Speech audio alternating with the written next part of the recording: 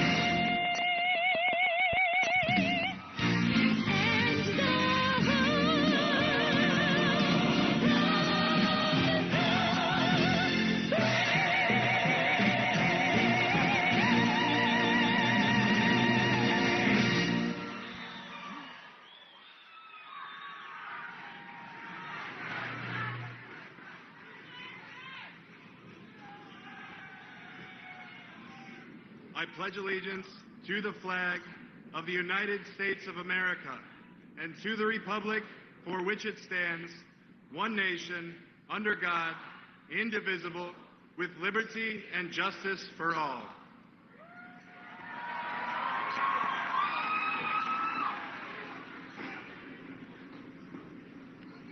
Thank you, Andrew, for leading our pledge, and to Julie for that absolutely stunning performance. Each year, we are grateful for the collaborative witness of the Orthodox bishops and the Roman Catholic bishops leading us in opening prayer for the rally. I'm very happy to welcome to the podium a friend of mine and a wonderful, wonderful bishop, man of God, Archbishop Joseph Naumann. Archbishop, yes, our friends in Kansas City, you know him well. Archbishop Naumann from Kansas City in Kansas, and he's a member of the Committee of the Pro-Life Activities for the United States Catholic Conference of Bishops. Archbishop Naumann is joined on stage by a delegation of Orthodox bishops and Roman Catholic bishops in offering our opening prayer. Hello. Thanks, Steve. Yeah, thank you.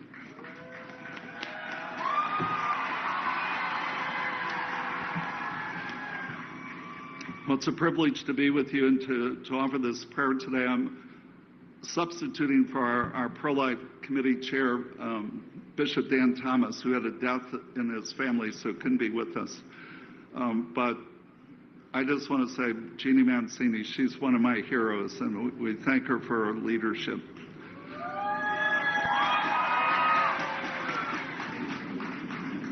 So, as we open our rally prayer, I welcome His Grace Bishop John of the Antiochian Orthodox Archdiocese of North America, representing the Assembly of Canonical Orthodox Bishops of the United States of America.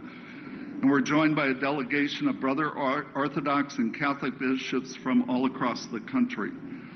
I especially welcome all of you who have gathered in this vast crowd as we stand together to proclaim our belief in the dignity of the child in the womb and to witness to the sanctity of all human life. This is why we march. And so let us pray.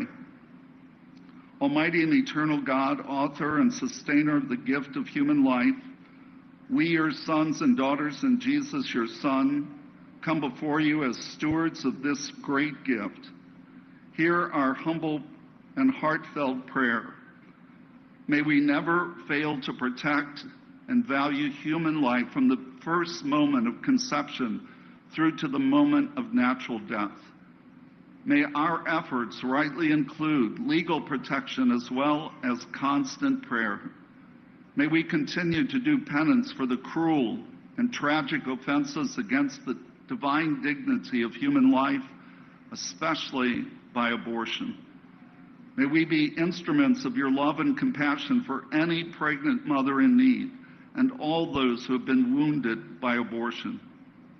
We turn to you, Father of us all, for your grace and power to fuel anew in our time the ever-present need to build up the culture of life. May this culture of life bring fresh energy for pro-life initiatives in every part of our nation. May this culture of life find new strength among families, in our homes, our schools, our parishes, our workplaces, indeed among all men and women in our human community. May this culture of life bring aid and assistance for those whose lives are in any distress, especially in facing new threats against the dignity of human life. Ever-living God, pour out your abundant blessing upon all who will march for life today and upon all who join with us in spirit and prayer. May they have the fire of your Holy Spirit to never tire of the crusade for life whose origin is in you. We ask this through Christ our Lord. Amen. Thank you.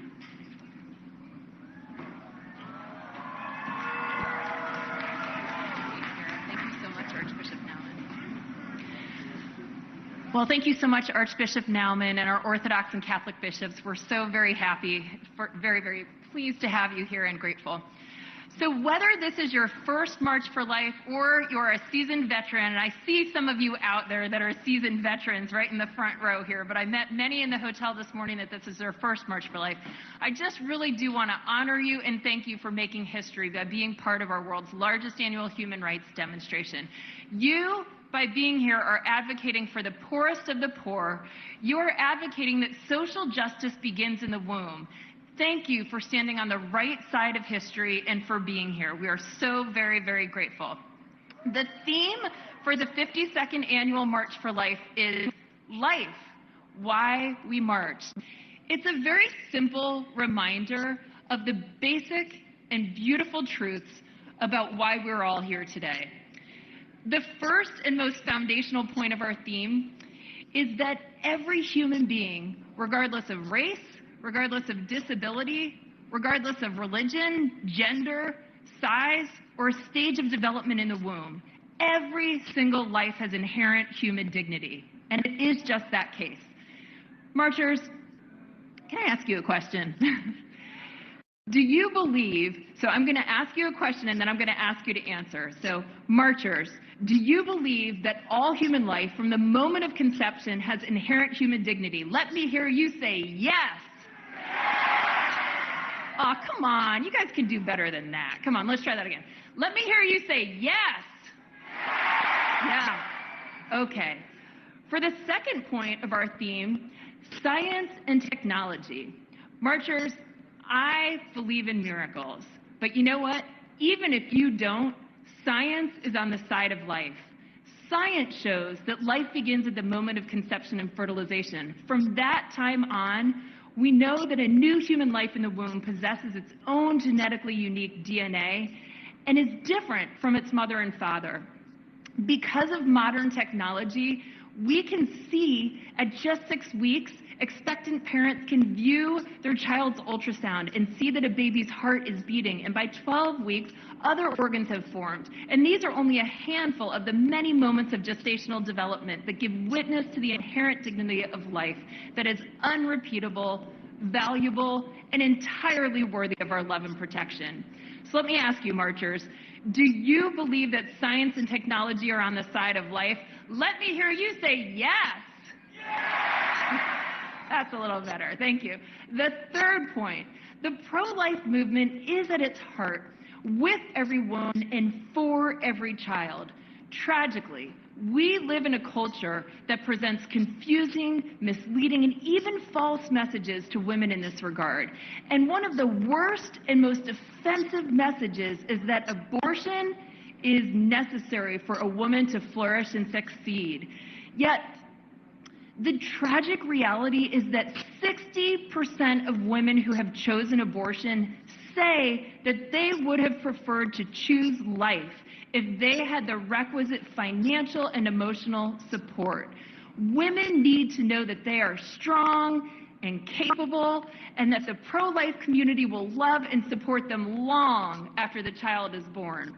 And that's why there are well over 3,400 community-based pregnancy care centers across America that help women, thank you, that help women and families who want to keep their children. And a whopping 83% of Americans on both sides of the political aisle support the work of pregnancy care centers. We just saw this week from a Marist poll that came out thanks to the Knights of Columbus. Marchers, let me ask you, will you commit to supporting women who are facing an unexpected pregnancy? Let me hear you say yes. Let's try that one again. Let me hear you say yes. On the fourth and final point of the theme, the power of telling your story. For over a decade, we at the March for Life have used the hashtag #WhyWeMarch on all social media related to the March for Life. Why? Because your stories matter. Your stories can change people's hearts and minds on this issue. At the March for Life, we're in the business of changing hearts and minds. Our goal is to make abortion unthinkable. Your stories will help us reach that goal. Why are you here? Why are you pro-life? Each of you has a reason, and when you share that reason, your witness makes a difference. Marchers, can you commit today, in the next 2 hours, on social media to using the hashtag #WhyWeMarch and telling your story? Let me hear you say yes.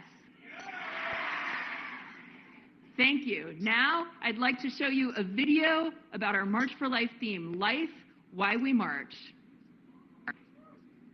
Being on the right side of history isn't always popular or easy. Through the third trimester, the bill has the no abortion limit. procedure, the babies were born alive. Pregnancy resource centers are on high alert. Pro-abortionists have firebombed a pregnancy center. When culture is spreading lies about the dignity of life, and it seems like we're in a losing battle, we might feel like giving up.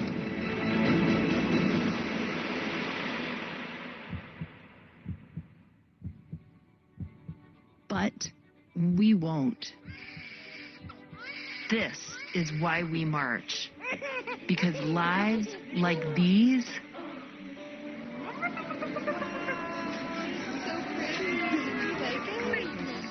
turn into these.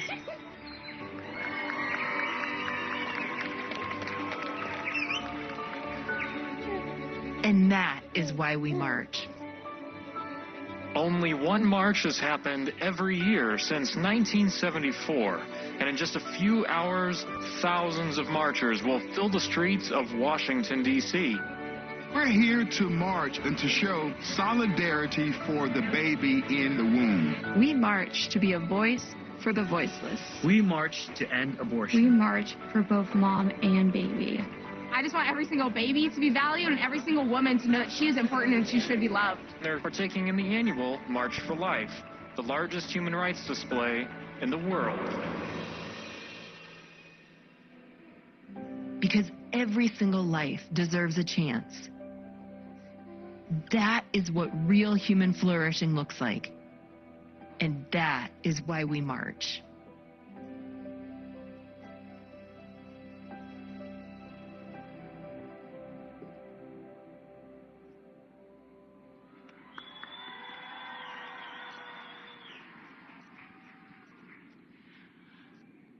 accepted the position as president of the March for Life in 2012. So this is my 13th March for Life leading the organization.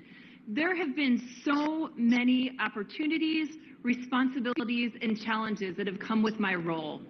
But one of the absolute highlights, something that always gives me joy and hope, is you, the marchers, the advocates, the mothers, and the babies. Your love, your enthusiasm, your courage, your compassion. You have motivated me and our fantastic March for Life team and board. Each year leading this organization, I have felt that God was giving me a vision for what I thought the March for Life should be and could be under my direction. Over the past couple of years, I sensed that the March was at a very good point with so much growth, and that I'd done what God had asked of me in this role, and that it was time for me to explore other paths. I and our board prayed for leadership. We prayed for the new right leader. God has answered these prayers. Over the past few months, I've begun working closely with my successor. She is a woman of strong faith, compassion, conviction for the pro-life cause. Soon after today, the new March for Life president will be Jenny Bradley Lichter. And over the past 3 months, Jenny and I have become great colleagues and very good friends. I am confident that she is the woman meant to lead the March for Life in this next season. And I will stay involved on the board as well. Regardless of who is leading the organization, the March for Life remains steadfast and true, and our goals remain the same. We will continue to provide a place for the real heroes, you all, the marchers, to give public witness here in our nation's capital and throughout the country at our state marches by witnessing to moms and babies. Thank you. When I say that this job has been the honor of a lifetime, words could not possibly express the depth of my respect, gratitude, and appreciation for all of you and for this incredible role. Thank you. Now, I'm very excited to welcome to the podium, and then I'll be back, our new president-elect of the March for Life, Jenny Bradley Lichter.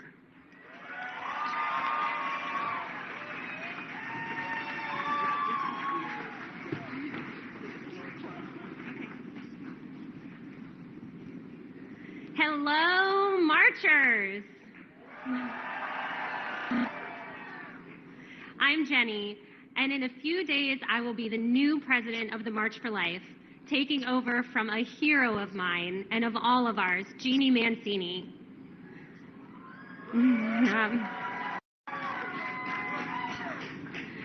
This is my first time standing up here at the March for Life, but it is not my first march. I wonder if there's anyone here who came to DC on an overnight bus ride. Well, that was me 24 years ago for my first March for Life.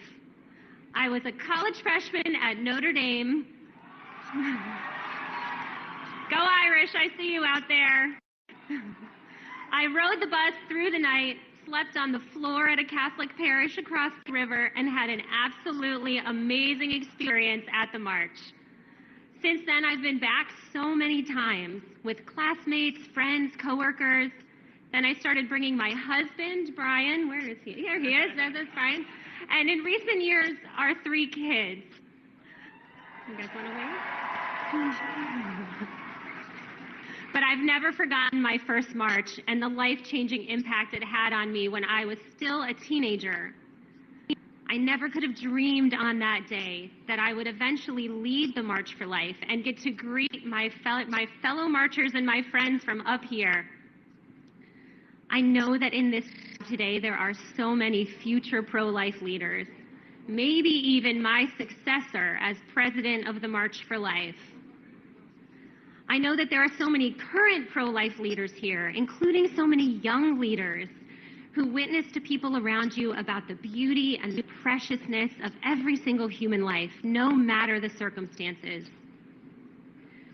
You are here because you all know that unborn people are people too, and they have a right to life just like the rest of us. You know that the wantedness of a human being doesn't determine our value. You know that it's right and good to stand up for people who are too small to defend themselves. You know that abortion hurts women, that abortion hurts everyone it touches. I call you leaders precisely because you know these truths and you aren't afraid to say them out loud. But lately, many of the loudest voices have been shouting the lie that women need access to abortion. So I want to talk directly to all of the young women here who are being targeted with that message. Ladies, hear this. Loud voices might have told you that being a mother will hold you back, that having a baby at the wrong time will derail your education or your career prospects or even your shot at happiness, that your own future children are the enemies of your flourishing and fulfillment, or that your ability to bear children is your greatest weakness. You might have heard voices telling you that you're not strong enough to be a mom and still follow your dreams, that you're not strong enough, period. I am here to tell you that anyone who says those things is lying to you.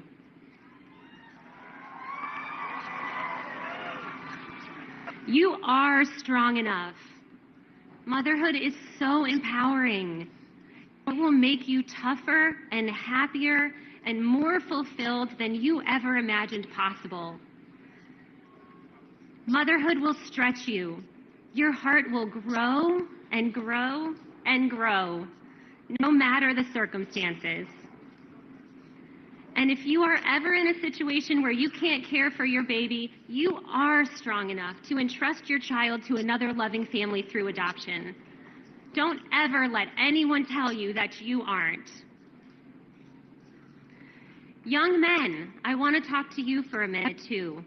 Don't let anyone tell you that the way to love the women in your lives is to support abortion, let alone push them towards abortion when things look tough. People are lying to you when they say that your education or your economic security hinges on your right to kill your child in the womb. That is not what you or the women you love need. It will not make you happy. The women you love need men who are strong and confident enough to embrace the beauty and the messiness of life, no matter the circumstances. That's real love and real strength.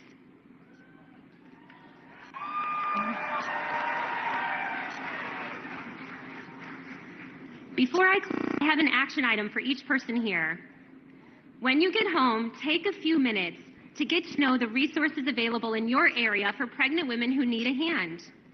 Because you never know when someone in your life might confide in you about an unexpected pregnancy. Be ready for that. Commit yourself to be ready for that. Know who they can call or who you can call for them to get medical care, parenting classes, diapers, wipes, baby clothes, and be ready to be the person they can turn to for a hug. Be ready to be the voice telling them that they are strong enough. Since I was announced as the next president of the March for Life, some people have asked me if we're done marching because Roe versus Wade was overturned. What do we think about that? No, of course we're not done. We will keep marching here in Washington until abortion is not only illegal, but unthinkable. And we still have work to do.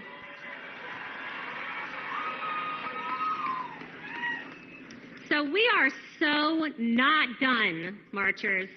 I am certainly not done. I'm just getting started here at the March for Life.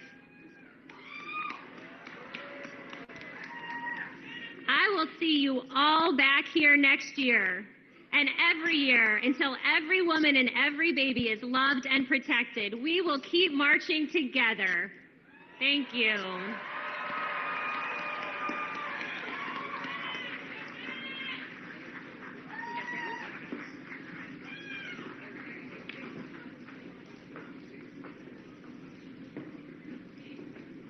Okay, isn't she awesome? Yeah, I feel the same way. All right. Joining me now, they're going to be coming out here on stage, are your courageous pro-life leaders and members of the United States Congress and Senate, who in fact just voted this week to protect life. Yeah. Please, give it up for these guys and gals, please.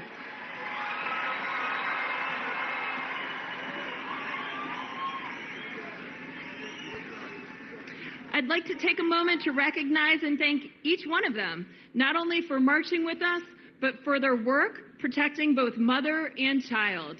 So we are joined by Senator James Langford from Oklahoma.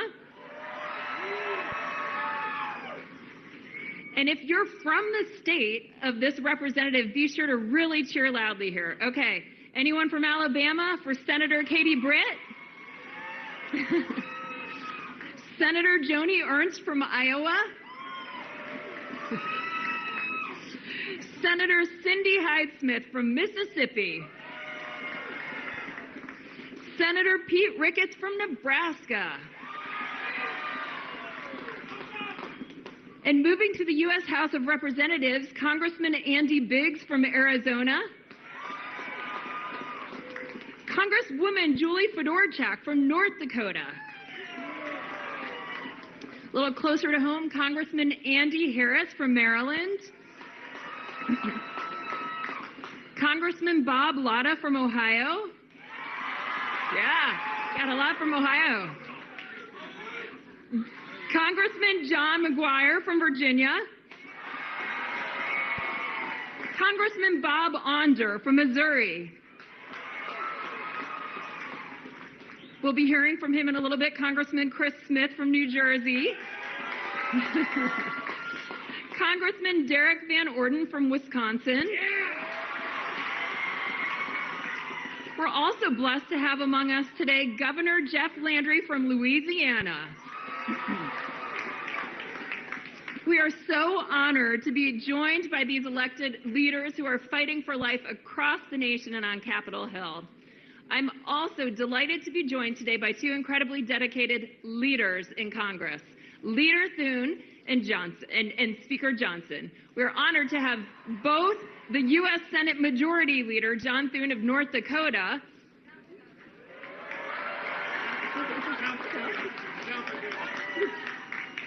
I'm sorry, let me say that one more time. We are most honored to have the U.S. Senate Majority Leader, John Thune of South Dakota, and the Speaker of the United States House of Representatives, Mike Johnson of Louisiana. Let's give it up for these guys. Leader Thune and Speaker Johnson's deep commitment to passion for protecting the unborn and their mothers is truly inspiring and has been on full display these last few days in this new Congress. We are honored to have them both with us. It says a lot. In fact, this is the first time in the history of the March for Life that we've had both the Senate Majority Leader and the Speaker of the House not only on this stage, but speaking to you today. Please help me welcoming these gentlemen to the stage.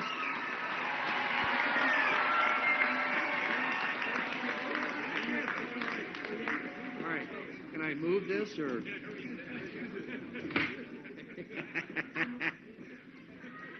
Well, good afternoon, pro-lifers. It feels like a South Dakota day here. Ladies and gentlemen, I am grateful to the March for Life for inviting me to be here with you today, and I am nothing short of inspired looking out at all of you.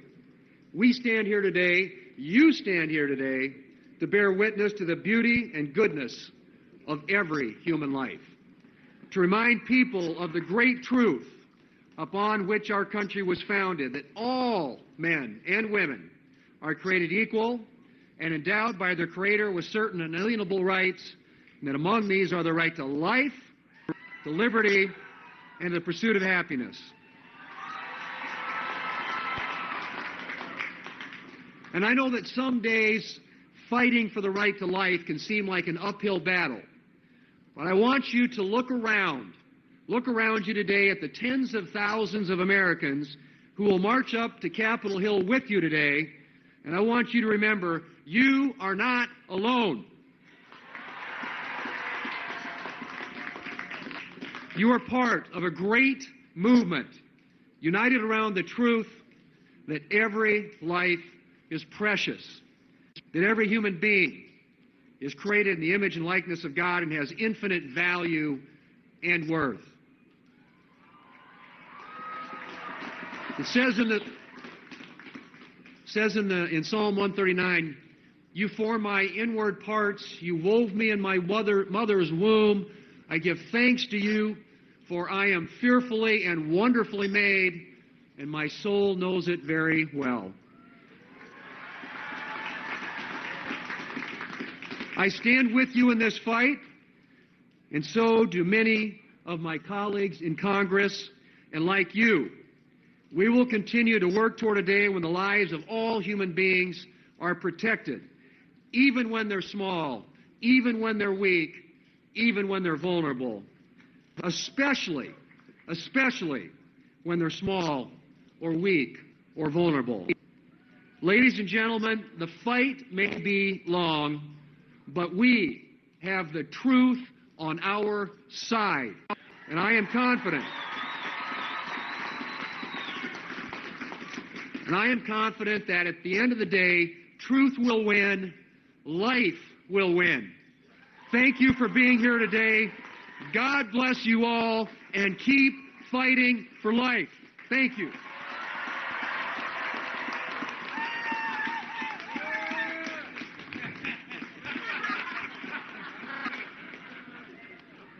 Good morning or afternoon. We're so glad that you've joined us here in Washington, D.C. Thank you for making the trip. It really is a great encouragement to all of us to see all of you, so many pro-life Americans here to stand and march for the sanctity of human life. I stand here with these colleagues of mine, these leaders for life, and it means so much to us to see all of you. For 52 years, this event has united millions of pro-life Americans just like us for the common purpose that we believe that every child has the right to life.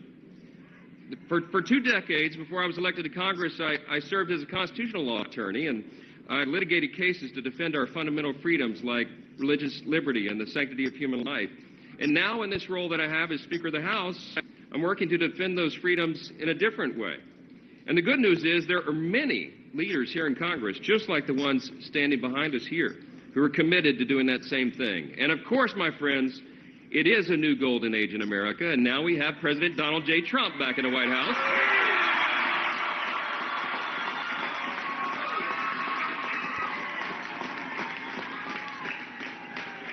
We are entering a new era. That's right. And with Vice President J.D. Vance, they have already...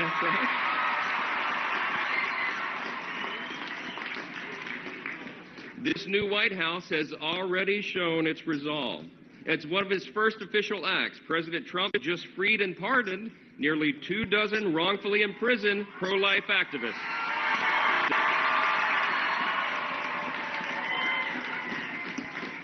And I don't know if you saw his executive order on gender, but it defines life as beginning at conception rather than birth. And in Congress just yesterday, the House passed the Born Alive Survivors Protection Act. It is a matter, that's right, it's a matter of basic humanity to ensure that a child who survives an abortion attempt should be cared for as he or she is lying on the table gasping for breath. But I am so sad to tell you, only one House Democrat joined us in voting for that bill. It's incredible, really, but it demonstrates just how important events like this today are. My friends, House and Senate Republicans are committed to protecting innocent life. We will do it.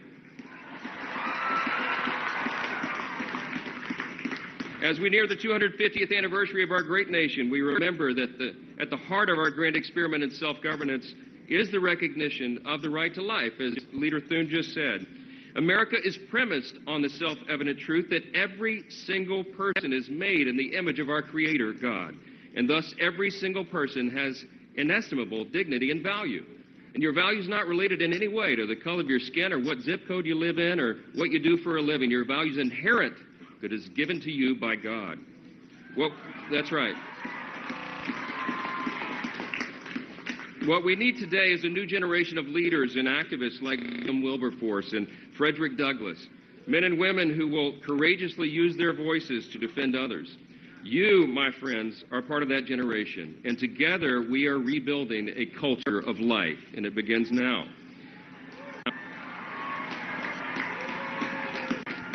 By sharing your time and influence, by volunteering to assist pregnancy resource centers, all the very practical ways that we can assist, using our voices, using our influence, it's going to make a difference. I'll close with this.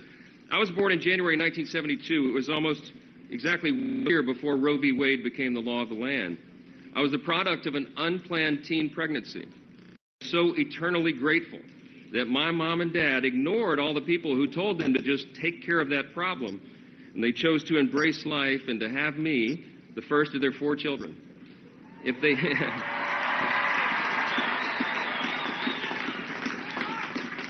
It's a simple fact, a very simple fact, that they had not done that, and I would not be here. And I often wonder who else we have missed and what those individuals might have contributed to our society and our world, but they were just never given the opportunity. I often wonder when we as a nation will face that reality and turn our hearts back to the self-evident truths that we boldly proclaimed in our nation's birth certificate in 1776, as was said earlier, that all people are created equal and that all people are endowed by our Creator with the right to life. Let's keep working to ensure that more eyes are opened, that more people will embrace those timeless truths, and that all children will be allowed the incomparable gift of being born. Thank you for being part of this movement and this noble cause. God bless this march, and may God bless the United States of America. Thank you.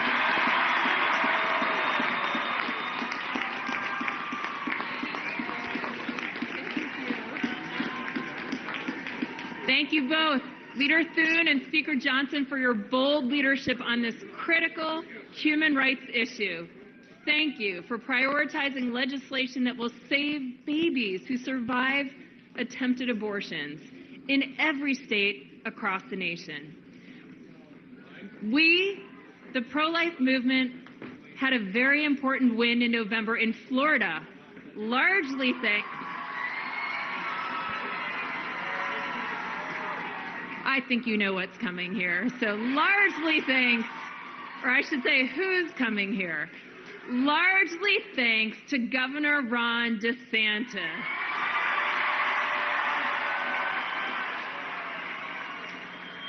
Oh gosh, his strength, commitment, and dedication ensured Florida's moms and babies were protected from the pro-abortion lobby's attempt to enshrine a right to abortion in their state constitution. Folks, let's give a warm welcome to Governor Ron DeSantis and First Lady Casey DeSantis and family. Welcome.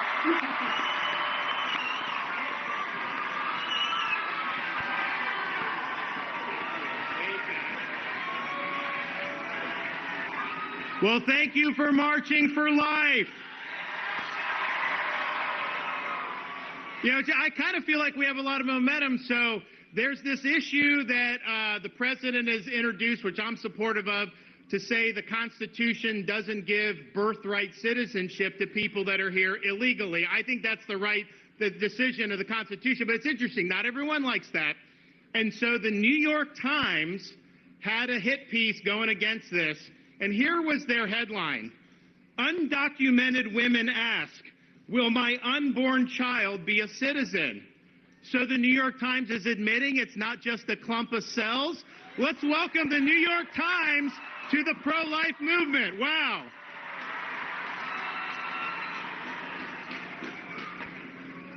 Here is what you should be asking your elected officials to do on the issue of the sanctity of life. Show courage in defense of the unborn. That's what we need from the people that we elect to the office. The sanctity of life does not depend on poll results. It doesn't depend on which way the wind is blowing.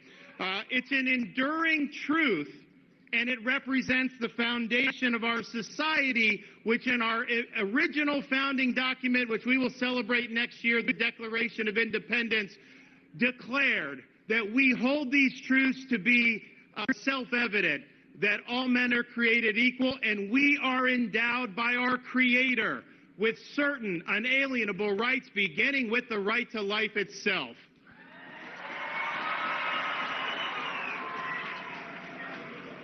And I remember when Dobbs came down, it was a big victory for the pro-life movement, but a lot of people didn't necessarily know, what were you going to do? What was the left going to do? There were all these things going, and what the left did is they poured hundreds of millions of dollars into these ballot initiatives. And in 2022, they swept the country. I think they won every single ballot initiative in favor of, many times, abortion on demand until birth.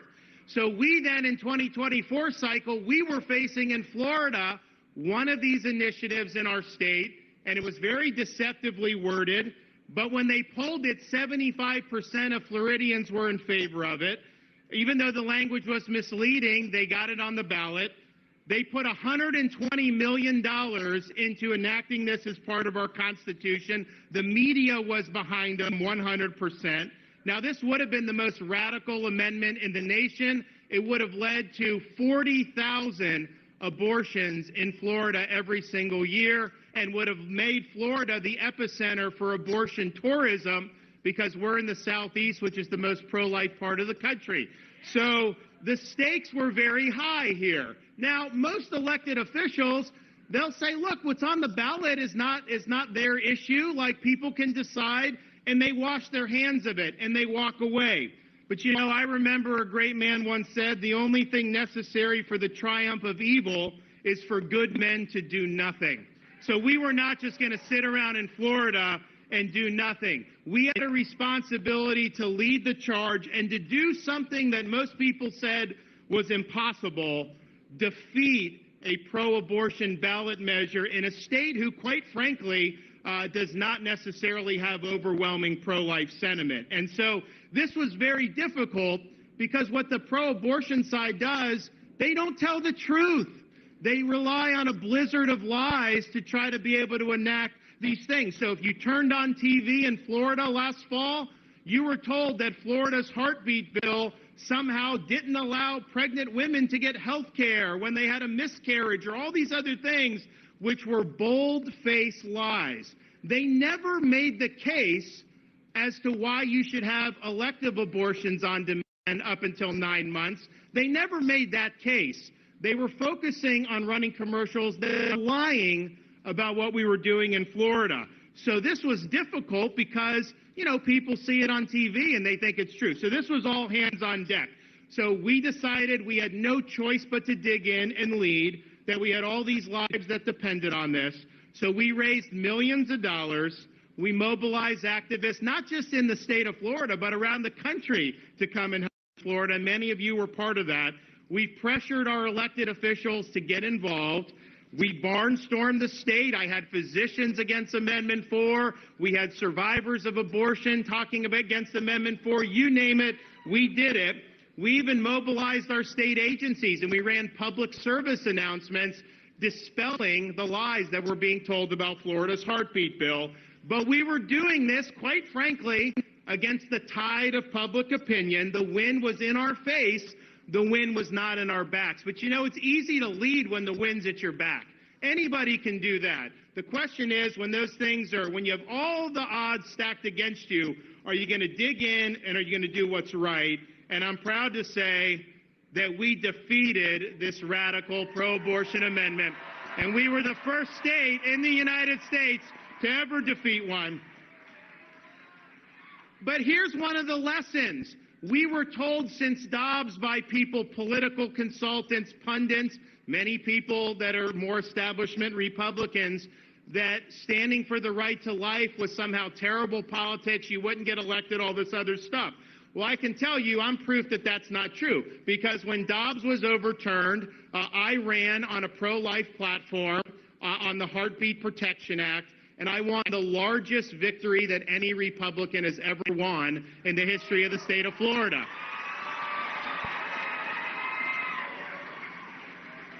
And I can report to you now, years later, not one single member of the Florida legislature has been defeated for voting for Florida's Heartbeat Protection Act. Not one has been defeated as a result of that.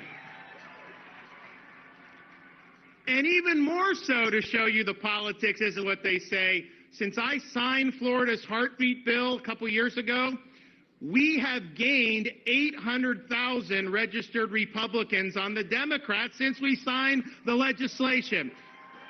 So don't let the naysayers say that you got to toss away these important convictions and that you shouldn't stand for the right to life. We showed how it can be done in the state of Florida. You know, we're proud that in the last 6 years since I've been governor, on issue after issue, we have defeated the political left. Getting rid of DEI, beating them on illegal immigration, doing all these different things to the point where Florida is now known as the state where woke goes to die.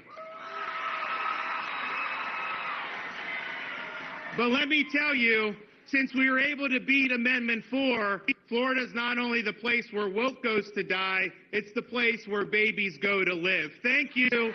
God bless you. Keep up the great work.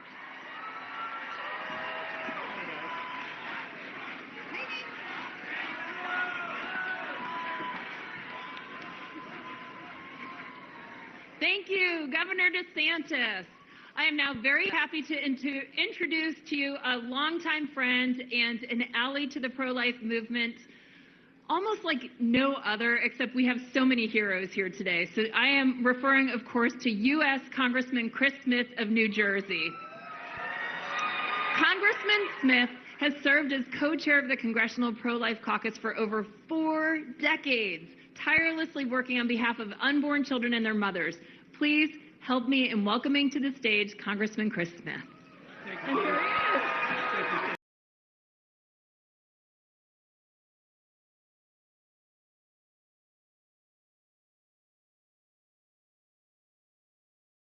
The pro-life movement. So to you young people, it can become a dating service.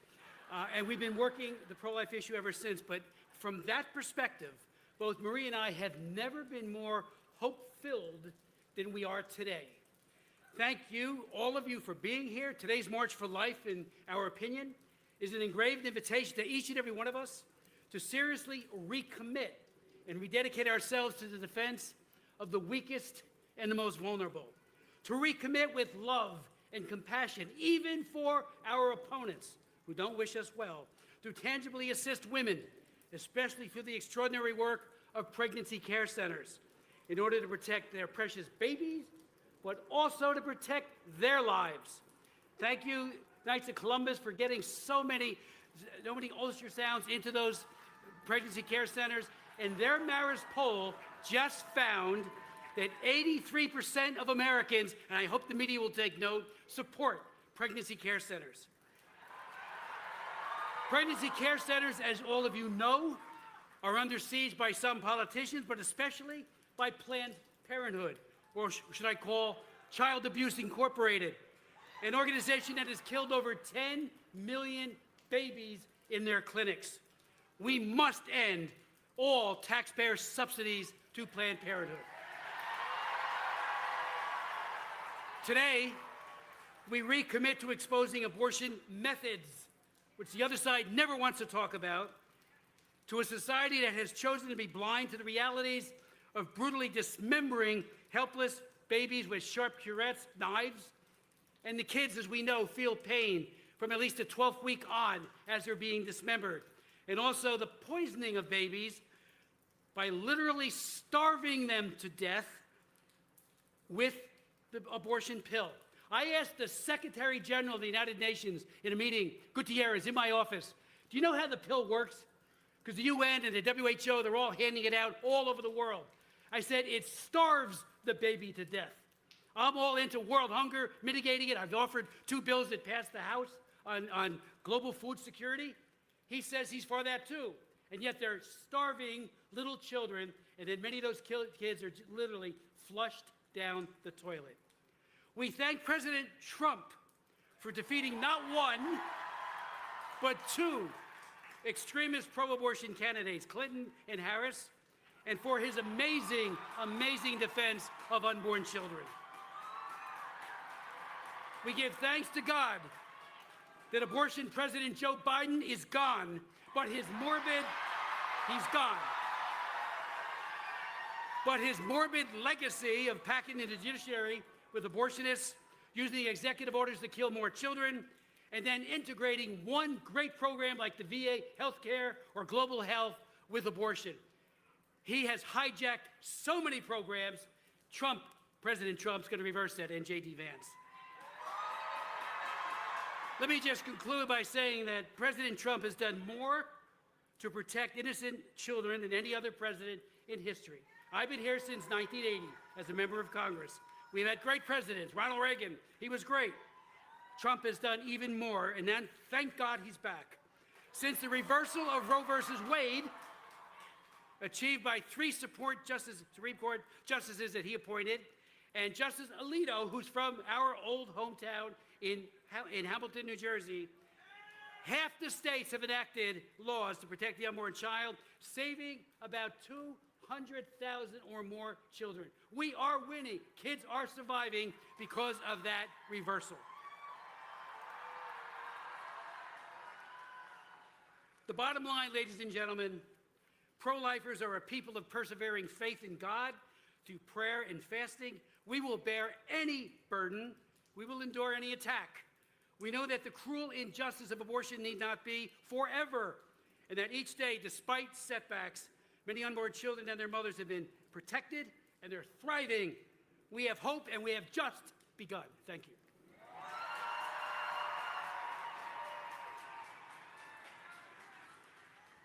Thank you, Congressman Smith. Next up, we have 3 inspiring women who will take the podium. First up, we will hear from Lila Rose, author, podcast host, and the president and founder of the pro-life organization Live Action. Following Lila, we will hear the courageous testimony of Dr. Catherine Wheeler.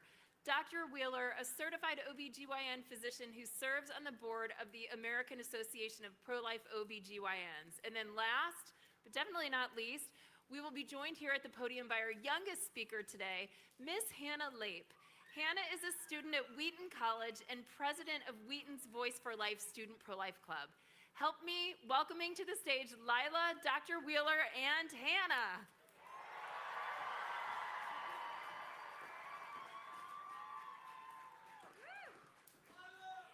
Woo! I am so blown away seeing so many of you here. I am incredibly honored and I am so excited. I want to tell you all a story. Last night, I had a debate with a pro-abortion law professor at Georgetown. The room was full of students from both sides. Reflecting on my remarks on my way home, I wondered if I had made any impact on those future leaders. Hours later, I received a text.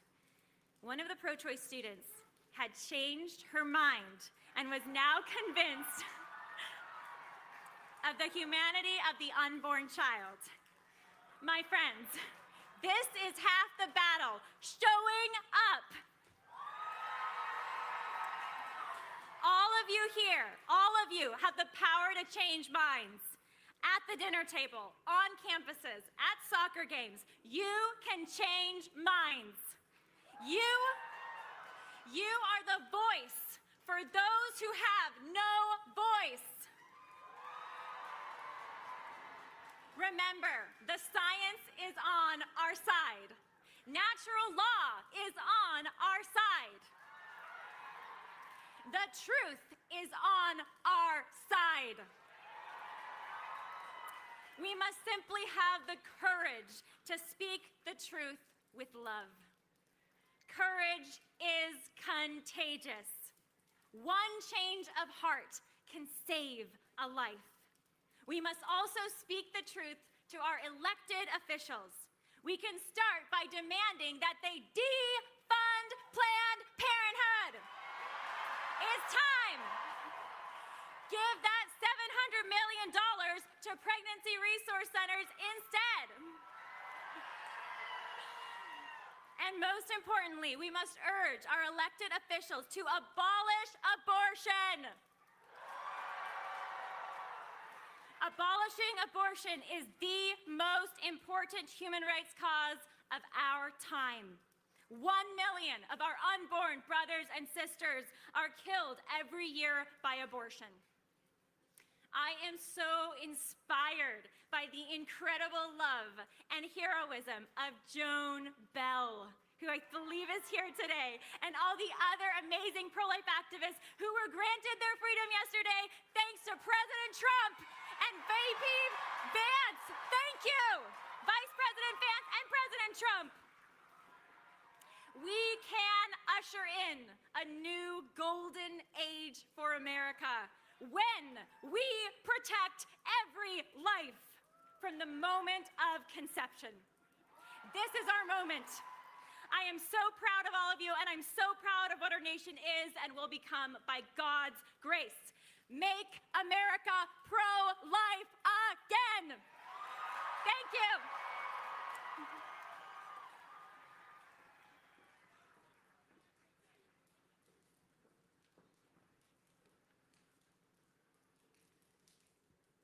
I'm taller. Have you ever looked back and thought, well, I shouldn't plan any of this for my life? Yet life has a way of getting you right exactly where you need to be. I never planned to be an OBGYN. I never planned to be a mother. But then in medical school, I had an unplanned pregnancy. First thing I thought was, my life and my career are over, because isn't that what they tell us women? But the first person I told said, you're going to be an amazing mother. That's amazing. And more women need to hear that. So I immediately fell in love with this little one. Couldn't believe the love and the miracle of getting to grow a baby. My first rotation back after having my first child was OB. And there I was in the room watching my first birth and just falling apart weeping at the beautiful miracle of life. It became a passion for me. I was absolutely hooked. It was my greatest joy right underneath having my children. But then I went to residency, and in residency, I was introduced to abortion, specifically for babies with special needs that we would have called birth defects and anomalies. And we were told in that situation, it's a woman's right to choose. You're not here to judge. If you care about women, this is one of the things that we do in medicine. So for the first time, we didn't talk about the baby or healing.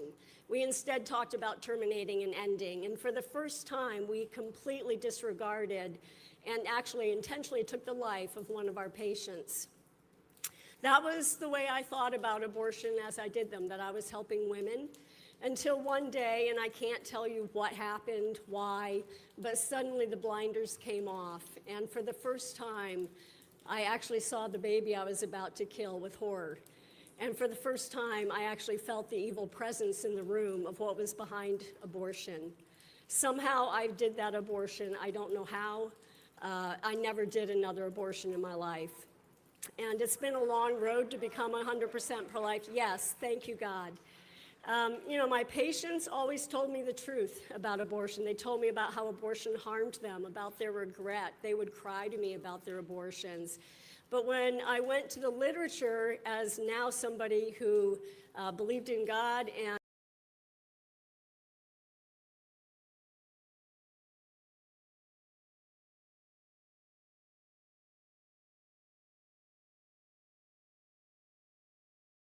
on an airplane once, how in the world, when you've done something that horrible, do you even get up?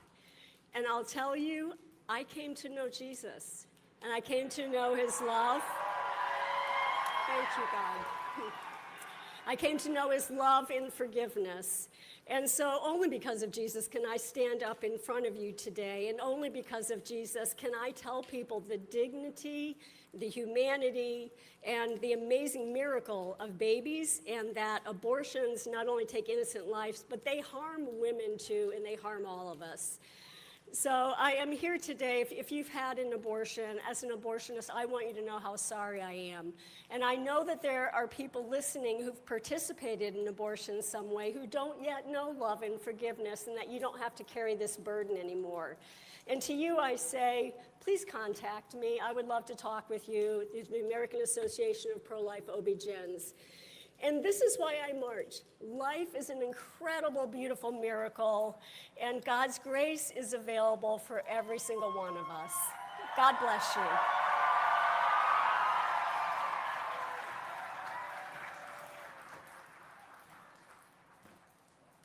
Well, good afternoon. My name is Hannah Lape, and I am co-president of Voice for Life at Wheaton College. For 40 years, Voice for Life has existed to build a culture of life on Wheaton's campus and to serve local moms, babies, and families. Wheaton is so excited to be here this morning, and we'd like to thank Jeannie Mancini for inviting us to carry the March for Life's historic banner.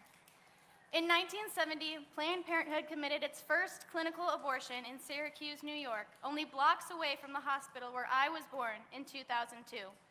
This abortion was the first in a decades-long genocide that has taken the lives of 65 million boys and girls in the United States alone. With these 65 million, we mourn too for their mothers. If the abortion industry truly cared for women, it would admit the lethal danger of abortion drugs. It would stop leveraging public confusion for political gain, and because abortion is never medically necessary, it would offer both patients in every pregnancy life-affirming care, mom and baby.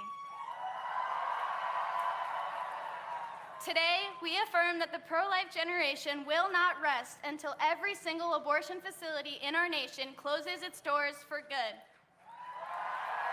We will march until every child is protected by federal law, until abortion is unthinkable, and until every pregnant woman receives excellent prenatal care. With the new administration and the fall of Roe v. Wade, the next 4 years of America's history will be defined either by courage or by cowardice. Abortion is not a states' rights issue to be ignored. It is a fundamental human rights crisis weighing on America's shoulders. Our country cannot be great until the preborn are protected and are protected the right to life. Our confidence in the sanctity of all human life from conception runs deeper than civic responsibility, however. It is a timeless gospel truth. We have the assurance that Jesus Christ is the same yesterday, today, and forever. The risen King who sits in glory at the right hand of the Father is the same humble servant who took on flesh in Mary's womb. He was fully God and fully zygote, fully embryo, fully fetus, fully infant, fully child, and fully man. And so, we celebrate today that every preborn child is knit together in the image of God, and we ask our nation to defend their constitutional right to life. Not just for those who are healthy, wealthy, wanted, convenient, or respected, but for every child. Tens of thousands strong, we are a voice for life, and we will speak until heaven meets earth, when death shall be no more. Thank you.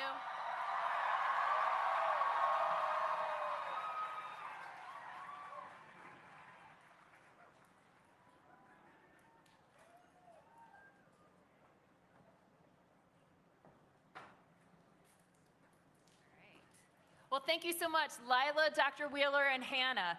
Next up, we have two more inspiring speakers. First up is Beverly Jacobson, joined by her daughter, Verity. Beautiful. Verity is so beautiful. You will see.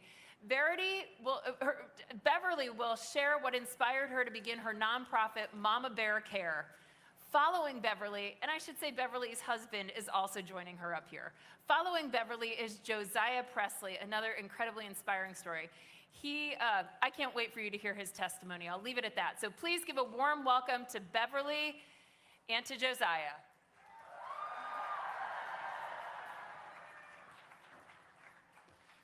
Are there any mama bears here today? Let me hear you if you're a mama bear. You know that mama bear comes out when someone messes with your kid, right? Let me tell you about when I became a mama bear. I was 5 months pregnant, but I wasn't excited. I was terrified. We had been told that our baby girl had Edwards syndrome, and this is a condition they said was incompatible with life. So I was meeting with a specialty doctor because I needed information. I needed hope. I needed someone to show me a path through this.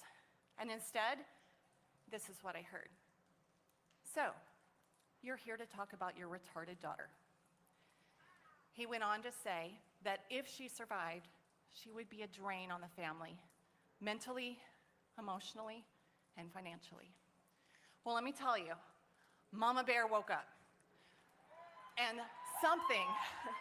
something changed in me that day. And it changed the course of our whole journey. Because as Mama Bear rose up, so did hope. A fierce love swept over me, driving me to find the tender care that my baby needed. And look, Verity is here with us today. She is about to celebrate her 8th birthday. Yeah. She is such a gift from God.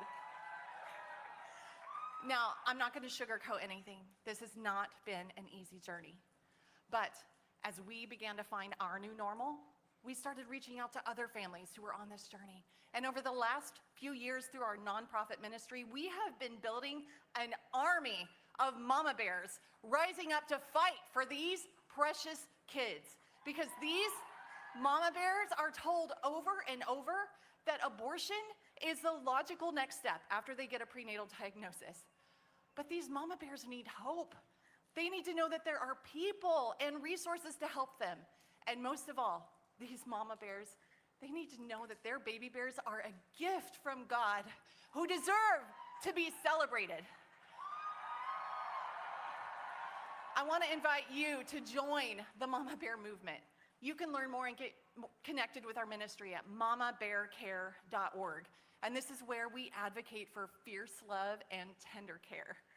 So why do I march for life? I march for life because Verity deserves to be celebrated. Why do we all march for life? Because we know that every mama bear and every baby bear deserves to be celebrated. Thank you.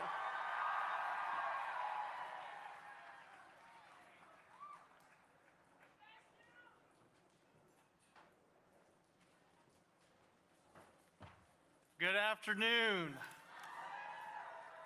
On behalf of the Abortion Survivors Network, I want to thank you all for being here today. I'm adopted from South Korea, and 2 months into my birth mother's pregnancy with me, she decided to have a DNC abortion. This is a type of abortion where the doctor goes into the mother's womb and rips the baby apart and brings them out in pieces. At the time, they thought everything had gone according to plan and they sent her home. But it wasn't until a few months later that she realized that the abortion had actually failed and I was still very much so alive. At this point, I was kept and born later on that year. I lived in a foster home for 13 months and then was adopted into the Presley family and raised here in the States. This journey has been a long journey. It's been a difficult journey, but this has been the journey that God has placed on my life. And today I march to be a voice for those who are voiceless like I was all those years ago. Today I march because when I was unseen and devalued, my God had a different plan. And today we march to declare what our Creator has already declared. That all human life is valuable because it is created in the image of God. And I don't want you to miss this powerful point today. Today, it's not powerful, it's not a moving day because of us few up here on the platform. Today is a powerful day because of each and every one of you. Because of each and every one of us. Individuals created in the image of God. And called by our Creator to gather today and in one unignorable voice send an unignorable message that every human life is valuable across all ages, stages, ethnicities, economic statuses, abilities, or circumstances. I leave you with this. In Matthew 5, he says this, "You are the light of the world. A city set on a hill cannot be hidden. Nor does anybody light a lamp and put it under a basket, but on a stand, and it gives light to all who are in the house. In the same way, let your good works shine before others so that they may see your Father who's in heaven and give glory to him." Today, we are shining brightly. And may we continue to shine every day for the glory of our Creator. Thank you, and God bless.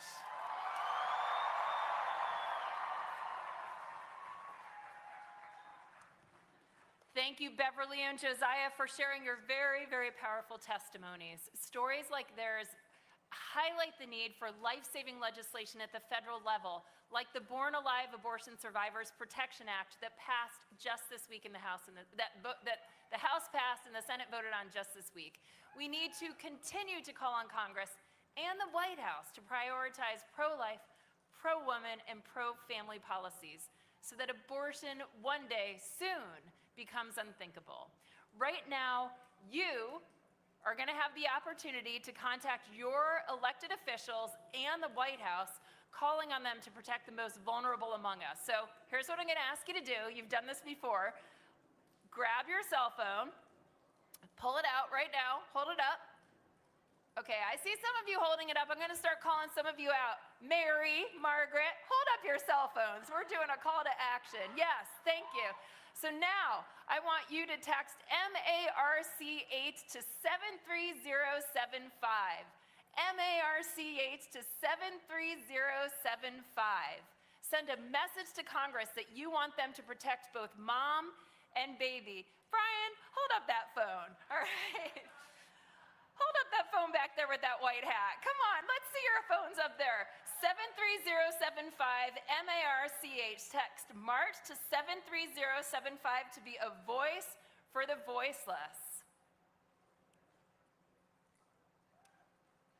Every voice counts. So send that text MARCH to 73705, and together we'll send this important message to our elected officials. I know you've all been waiting for our next speaker, our keynote. I'm very happy to introduce you to our keynote, Bethany Hamilton, known for one of the greatest comeback stories of all time, having lost her arm to a shark at the age of 13, only to return to surfing 1 month after.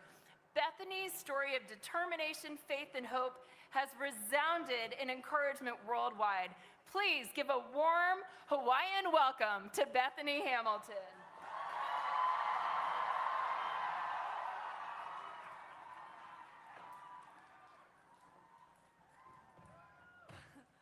Aloha! Woohoo! We are here to celebrate life, the God-given beauty of children and life and the next generation. Oh, my life has had many turns that I couldn't have foreseen or planned myself. And I think all of us have that at one moment or another. But at just 13 years old, when I lost my arm, I thought, I can't surf with one arm. My life felt upside down, confusing. I felt like everything was chaotic. I didn't know what my future held. I needed hope. Someone came alongside of me and gave me hope that I could surf with an arm. They gave me a hint of inspiration that I could do it. And that gave me the courage and bravery to do what I hadn't seen anyone else do, surf with one arm. It ignited a desire in me to try something that I hadn't seen anyone else do. Fast forward, let me share something deeply personal with you. I remember the moment when I first had my very first pregnancy test.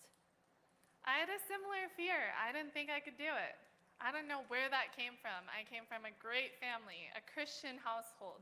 I was married to a wonderful man. And all of a sudden, I was rejecting this God-given gift and beauty that was only a blessing. What made me think that I wasn't ready? I was at the height of my career. We so often put our career before our children, our family, our loved ones. But still, just like the woman struggling to want to keep her baby, I had similar struggles. And it's humbling now when I look back on that.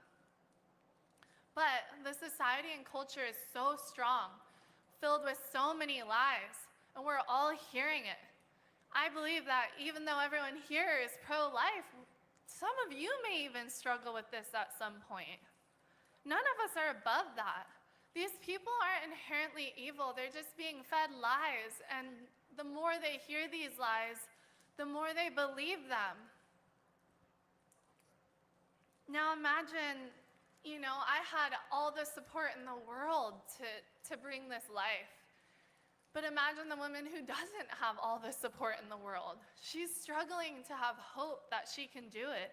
She's being fed these lies that she can't do it, and that life has no value. She's scared, she's alone, she's overwhelmed. She feels like her life is upside down. She's being told that death is better than life. But who are we to choose death on behalf of someone else? So here's what I've discovered, and I hope that you here today can help spread this message of hope to all the young women who need to hear this. And maybe even more important, to raise up a generation of young men who can come alongside and do the right thing to serve that woman in the way that she needs. We need strong men. Come on, boys, let's hear it. Woo! Now, being a mother of 4, they are my greatest joy, the most beautiful blessing. They are the high of my every single day. Yes, there's challenges, and yes, it's difficult at times, but the beauty sure outweighs the challenge. And I look forward to every single day serving my beautiful children and sharing life with them. Children are true wealth, and they are truly the greatest blessing that God has to offer us, alongside of His grace. And so today, as we rally around a cause that God has called us to protect life and to love our neighbor, to come alongside of that young man and woman who are thinking of choosing death, to be that person to bring them hope. When I lost my arm, someone came alongside of me and gave me hope. They reminded me of God's love and that maybe there was more to my life, and who knew what was possible. And so these women, they need hope. They need encouragement. They need light in their life. And we as a society need to combat the lies that are being fed to them each and every day. Get strong on social media, because the truth is, this is where everyone is being fed these lies.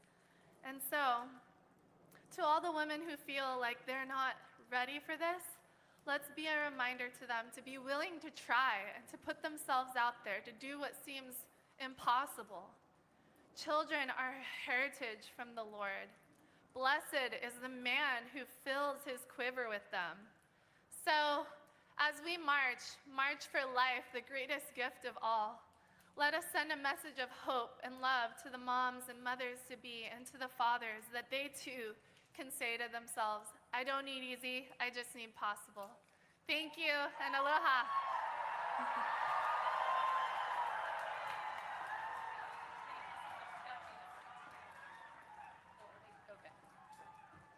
Okay, and now I'd like to announce a very special video.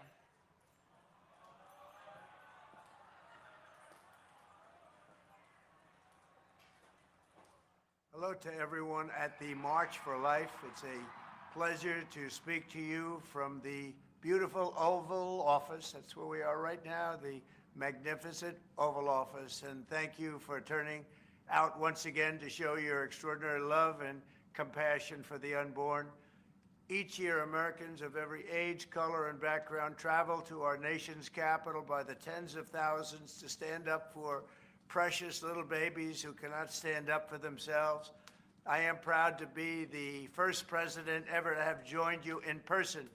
As you know, this annual march started 52 years ago on the first anniversary of the disastrous ruling known as Roe v. Wade. That unconstitutional decision took power away from the states and the voters, kicking off 50 years of division and anger. But thanks to your tireless work and devotion across 5 decades, that historic wrong was set right 3 years ago. I was so proud to be a participant. 6 courageous justices of the Supreme Court of the United States returned the issue to the state legislatures and to the people where it belongs. It became a vote of the people. In my second term, we will again stand proudly for families and for life. We will protect the historic gains we have made and stop the radical Democrat push for a federal right to unlimited abortion on demand up to the moment of birth and even after birth. Think of that, after birth. And some people want that. Can you believe it? We will work to offer a loving hand to new mothers and young families, and we will support adoption and foster care. We will protect women and vulnerable children. Under my leadership, a reformed Department of Justice will finally investigate the radical left attacks on churches and crisis pregnancy centers, and we will bring perpetrators to justice. We will get them to justice one way or the other.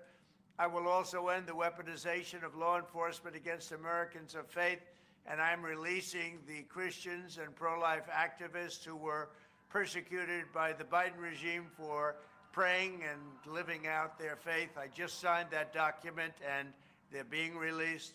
One such American was Paula Harlow. At 75 years old, Paula was sentenced to 2 years in prison after praying outside of a clinic. That's why she was sentenced to 2 years. That's what happened under the Biden regime.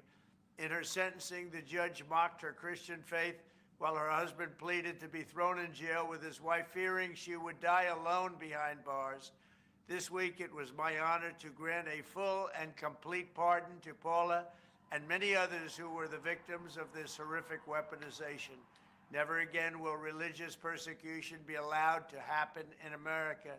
To all of the very special people marching today in this bitter cold, I know your hearts are warm and your spirits are strong because your mission is just very, very pure, to forge a society that welcomes and protects every child as a beautiful gift from the hand of our Creator. Thank you for never losing hope and never giving up. Thank you for your tremendous support. God bless you, and God bless America.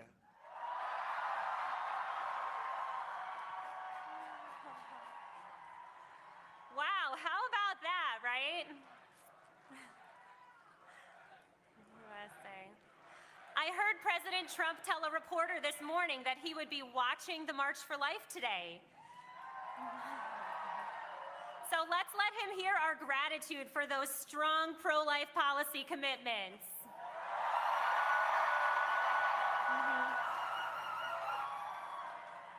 Thank you, President Trump. We are with you as you continue to stand up for unborn human beings and moms who need a hand. I also want to acknowledge a few members of the President's senior domestic policy team who are here today. These are the people who will be working on the pro-life policy agenda, so you can keep them all in your prayers.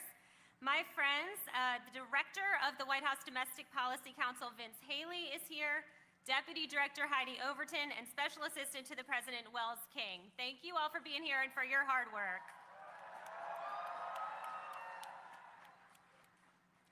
Well, last time I was on this stage, I said I was just getting started, and I'm looking forward to seeing you all back here next year.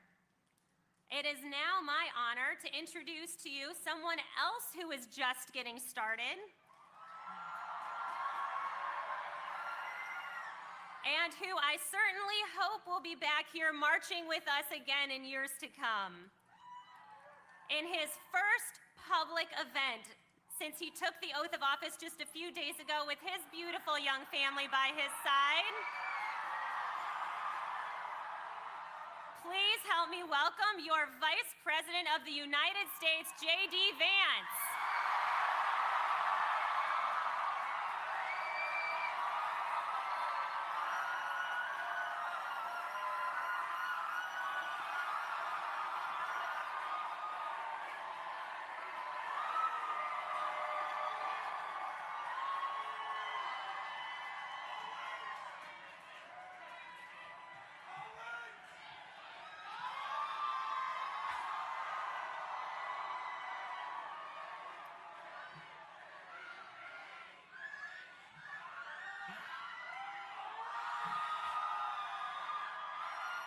Let me say,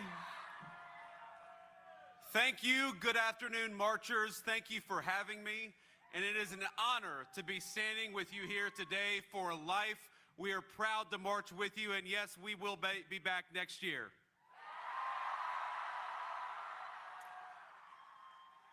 The excitement, the passion, the unwavering conviction that every single person here on the National Mall clearly feels, it is deeply moving to me and means more to President Trump and I than I could possibly say. For over a half century, this march has united tens of thousands of Americans from all walks of life to rally for the cause of life in our nation. It is the single largest gathering in the world to celebrate our movement, the victories we've fought so hard for, and yes, the victories yet to come. And I want to personally welcome all of you who have traveled from far and wide to our nation's capital. Thank you for your dedication, and it is an incredible crowd, and it's great to see you today.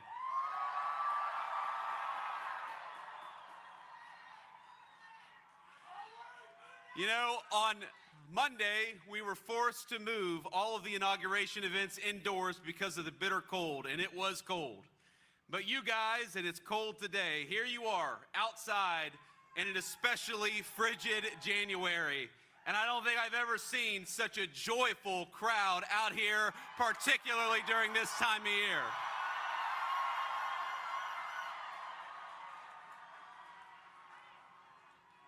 As you all know, the event theme this year is life, why we march.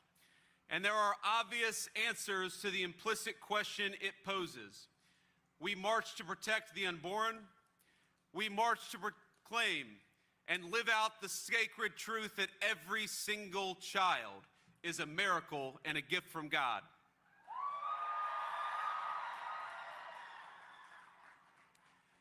Now, each time Usha and I welcomed our own children into the world, we saw firsthand the indescribable beauty of new life, and yes, as you can see, sometimes the behavioral challenges that we had on Monday, but they were good. They were good. And watching all three of our kids grow, learn, and become who they are today has been the single greatest blessing of our lives. Now, every parent here knows that feeling, that awe at a newborn child. It is our responsibility to cherish and to protect it. But thinking about the question of why we march, there are also some subtler, but equally more important answers to that question that I want to reflect on today. Now, the task of our movement is to protect innocent life. It's to defend the unborn, and it's also to be pro-family and pro-life in the fullest sense of that word possible.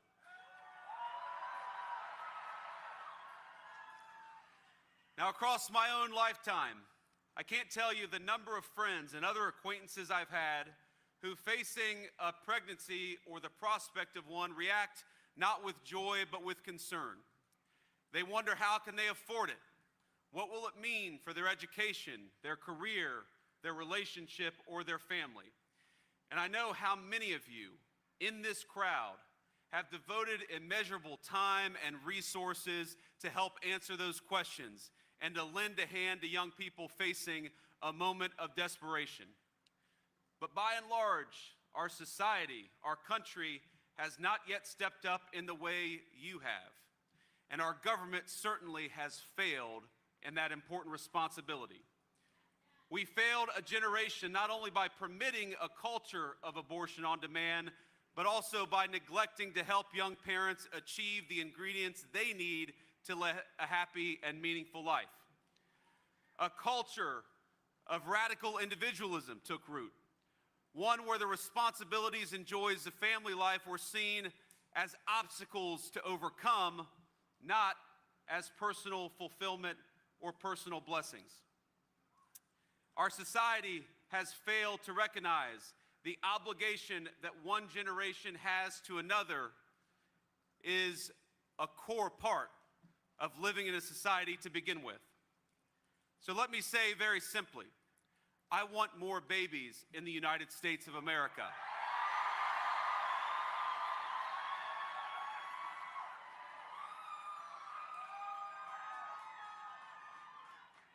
I want more happy children in our country.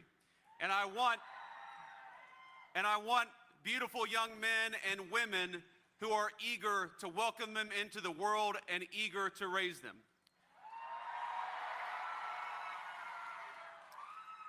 And it is the task of our government to make it easier for young moms and dads to afford to have kids, to bring them into the world, and to welcome them as the blessings that we know they are here at the March for Life.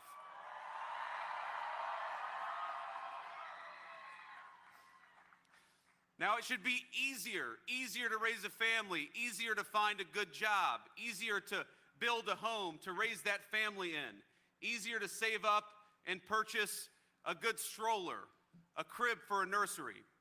We need a culture that celebrates life at all stages, one that recognizes and truly believes that the benchmark of national success is not our GDP number or our stock market, but whether people feel that they can raise thriving and healthy families in our country.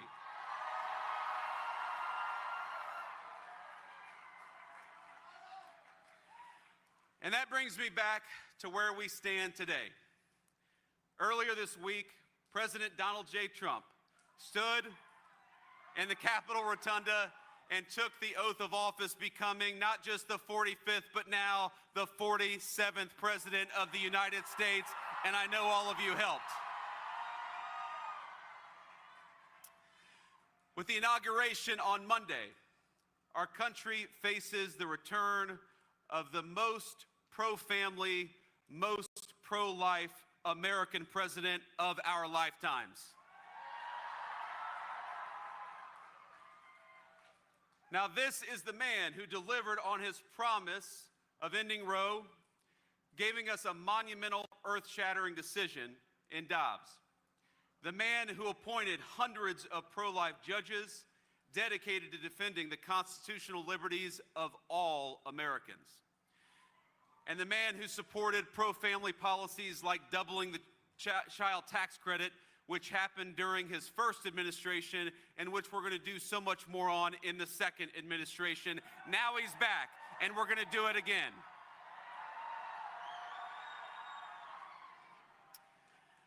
Now, yesterday, President Trump issued a strong endorsement of the Born Alive Abortion Act, ensuring that those babies who survived botched abortions enjoy the equal protection under law, which is the obligation of every citizen to enjoy in this country.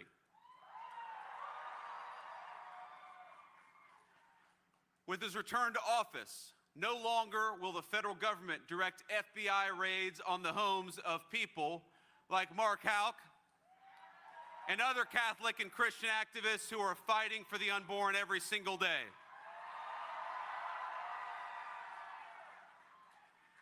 And no longer will our government throw pro-life protesters and activists, elderly, grandparents, or anybody else in prison. It stopped on Monday, and we're not going to let it come back to this country.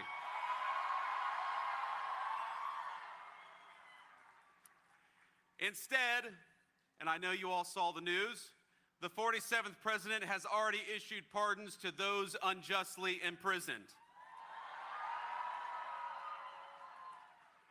And I want to be clear that this administration stands by you, we stand with you, and most importantly, we stand with the most vulnerable and the basic principle that people exercising the right to protest on behalf of the most vulnerable should never have the government go after them ever again.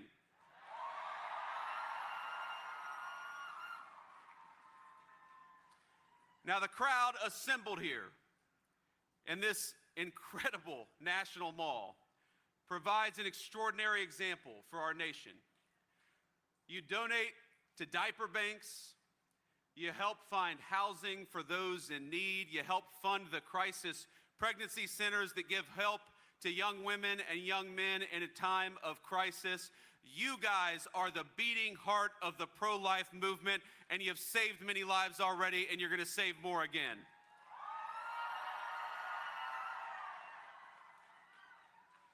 You being here this very March is a reminder of the incredible strength and unity of the pro-life movement. And from the bottom of my heart, thank you. Thank you for being here, and thank you for marching here today.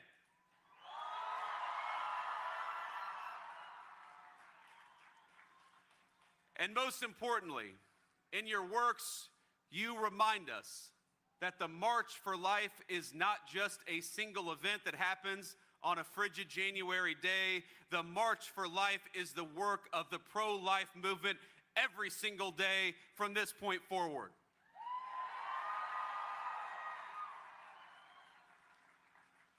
Now, it is a lifelong call to action, a moment in time, but every single day that you guys do what you do, from supporting young moms and dads, to fighting for the unborn, to working with our legislatures at the state and federal level, you make it possible for us to stand here and say that America is fundamentally a pro-baby, a pro-life, and a pro-family country.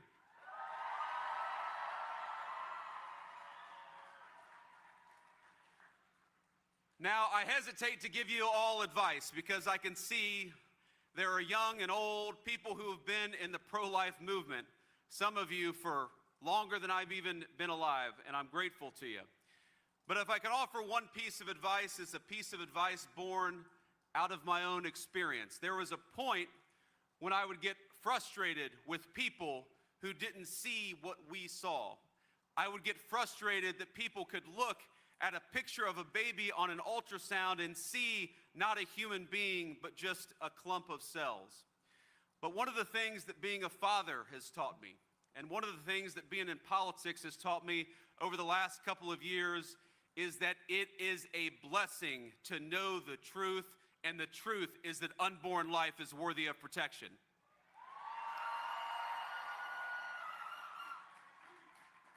So please go forth, not with frustration, but with joy. We are joyful to march for life. We are joyful to know that that picture on an ultrasound, that is a picture of a baby with hopes and dreams and potential to come.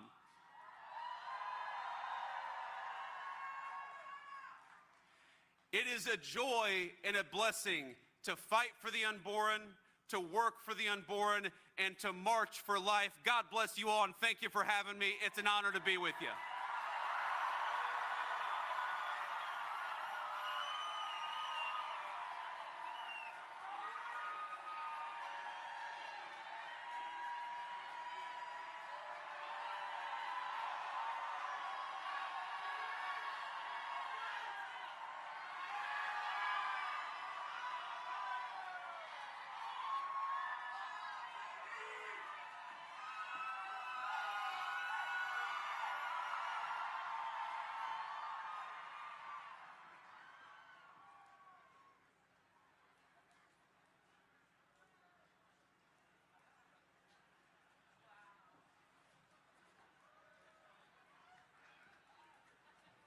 Wow. Can we give a warm thank you to Mr. Vice President? We are most grateful that you would choose the March for Life to be the first public event in office.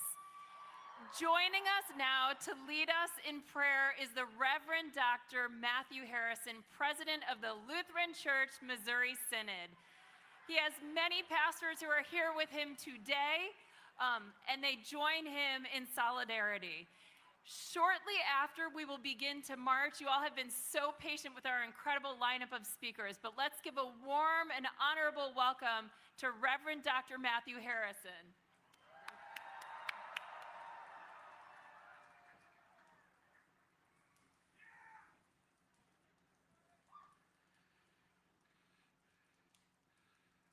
Why do we march? Because the blood of Jesus Christ, God's Son, cleanses us from all our sins. Why do we march? Because many consciences in America have died, and we believe in resurrections, and we say, Lazarus, come out! Have I got my guys coming? Have I got my homies? They tell me my homies are coming. We are the pro-life Lutherans, the LCMS, and we have a doxal. They're not coming.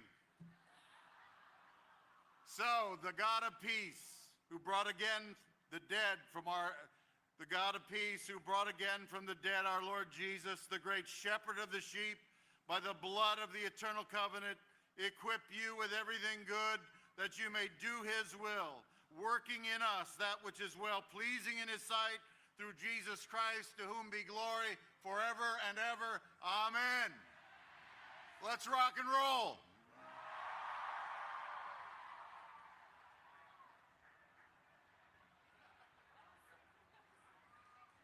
From all of us in the United States Senate, we wanted to say thank you to all of you who are coming out on this cold January day to stand for the value of every single child.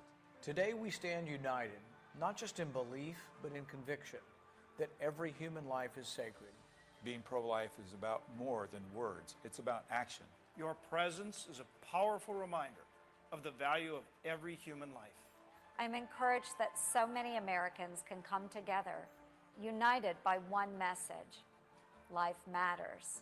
Now more than ever, we must stand together in the fight to protect the unborn. The fight for life is the defining moral question of our time. It demands that we be a voice for the voiceless. More than 55 million Americans will never touch their feet on the soil because of abortion. And I think that we're in a pivotal time right now. We need people to show up and let their voices be heard. And one of the most common sense things we need to be doing as conservatives is protecting our most vulnerable. We march for the conscience rights of millions of healthcare providers, and we march for the rights of millions of pro-life taxpayers. There is power in numbers, and together we must continue to use our voices to uphold the values. This is a beautiful event, and it's so encouraging that many of you are maintaining this sacred tradition. To march for those who God already knows, but we have not yet had the pleasure of meeting. We march for every baby, mother, and life brought into this world. Because of you, tens of thousands of innocent babies have been saved nationwide. Together we can improve health care, support new moms, and honor the dignity of every human life. Your advocacy is turning the tide of our country so that mothers and unborn children can receive the support that they deserve. I'm proud to be pro-life, pro-woman, and pro-family. I'm proud to stand with you and fight for pro-life, pro-family policies. There's no greater cause than giving a voice to the voiceless. The miles of progress that we've won were achieved inch by inch and step by step. Children are the most precious gift in the future of our great nation. I know there is no greater gift than being a parent. You remind us that our pro-life movement is about love and compassion. Working together, we can defend life and empower women. And let's continue to fight for the unborn, for the sanctity of life, and for the dignity of our most vulnerable. But it's because of you that I am inspired that we can create a culture from coast to coast that both values and protects life. Just know that you have my gratitude for your incredible courage for standing up for the most fundamental right of all, the right to life. Your efforts have helped enact policies that respect the value of every person, especially vulnerable mothers and children. We thank you for that. We thank you for your commitment. Thank you all for standing up for what we believe in. And thank you for everything you will continue to do to fight for the rights of the unborn. I'm with you, and we continue to work for life. Thank you. Every life matters, and you're showing it by being here today. God bless all of you, and God bless the mothers and the unborn babies. God bless you in your stand. Thank you for your witness, your courage, and your tenacity. Keep on lifting up your hearts in prayer. Keep on lifting your voices in the public arena. And keep on marching for life. Let's continue moving forward, united in our mission to protect and support every life. Every single child, born and unborn, is valuable. Valuable in the sight of God and valuable to all of us. Thank you for coming out to be able to march for life. Thank Thank you, Senators. And as we're beginning to line up for the March for Life, we have a few last things happening. First, I'd like to thank Pastor Harrison for that beautiful prayer. The March for Life is committed to building a culture of life not just here in our nation's capital, but in communities across our country through our state March program. Our ongoing efforts to build a culture of life require significant resources. Your support today will empower us to expand our reach, to inspire more men and women like you, and to defend the most vulnerable citizens in this country, the unborn. For those of you who are watching live and for those of you who are getting ready and lining up to march, I can't tell you how much we would appreciate your support of the March for Life. Your support of the March for Life will help us to be able to do more state marches. We would be so very grateful if you would consider today making a financial gift of $20 by texting GIVE, G-I-V-E, to 73075. G-I-V-E to 73075. Together we can make a difference in every state, one step at a time. And to tell you just a little bit more about our state marches, our very own Senior Director of the State March Program, Erin Getz, will join us here on stage shortly. And here she is. Thank you, G.D. Mancini, my incredible president of the March for Life. Can we hear it for her last March for Life as president? Let me get a round of applause for Jeannie. What a record year 2024 was for the State March program. We marched in 16 capitals across the country, double that of the year before. We are so grateful to our local partners who helped make this possible. It is incredibly inspiring to see thousands of you marchers come together here for Mom and Baby from all the way in Connecticut to California. Many of our incredible partners and affiliates are here on stage with me, so I'm going to ask them to wave. We have California. We got Ohio. We have Virginia and Pennsylvania, Connecticut, Oregon, Kansas, and Kentucky. Let's hear it for our state marches taking fight to the capitals across our country. I am also surrounded by other incredible pro-life leaders from across the nation who work each and every day to build a culture of life in our communities. You can see their names on the screens to my left and right. Each organization they represent meets a different need in the pro-life movement and in our local communities.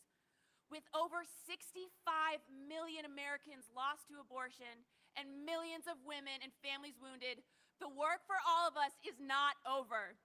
We now honor each and every one of you in your life-saving missions and invaluable work.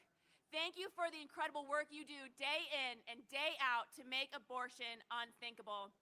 As we begin to march, you'll hear a special, or you won't, you just watched that, and a special rendition of God Bless America by Matthew West.